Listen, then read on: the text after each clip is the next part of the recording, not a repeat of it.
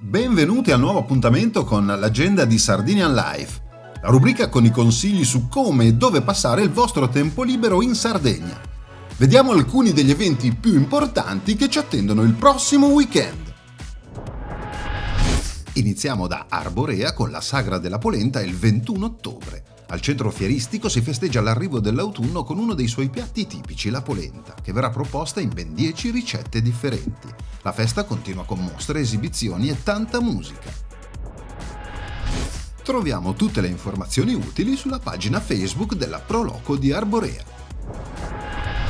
Il 20 e 21 ottobre a Settimo San Pietro, festa della Malvasia. 5 magazinus accompagneranno i visitatori in un percorso enogastronomico a base di prodotti tipici locali e alla mescita della Malvasia settimese. Per saperne di più possiamo cercare l'evento che è postato su Facebook. Sapori d'autunno il 20 e 21 ottobre a Vallermosa. Una festa all'insegna di prodotti locali, artigianato, arte e antichi mestieri che propone negli appuntamenti serali le cene tipiche nelle domus apertas.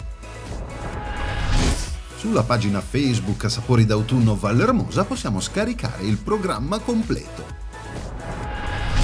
A Gesico, dal 19 al 22 ottobre, Sagra della Lumaca, un appuntamento ricco di eventi tra convegni, mostre, giochi, musica e la degustazione di piatti a base di lumache.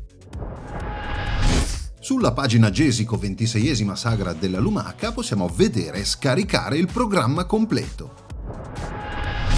Il 20 e 21 ottobre a Ussassai, Sagra della Mela. Protagonisti i profumi e i sapori di Sua Maestà la Mela in 1-2 giorni di festa con degustazioni, spettacoli, mostre e sfilate. Le informazioni utili e il programma completo li troviamo sulla pagina Facebook Sagra della Mela di Ussassai. Vi ricordo che tutti gli appuntamenti sono online sulla pagina Facebook di Sardinian Life. Se invece volete segnalare o promuovere il vostro evento in questa agenda, inviate una mail a info@sardinianlife.it.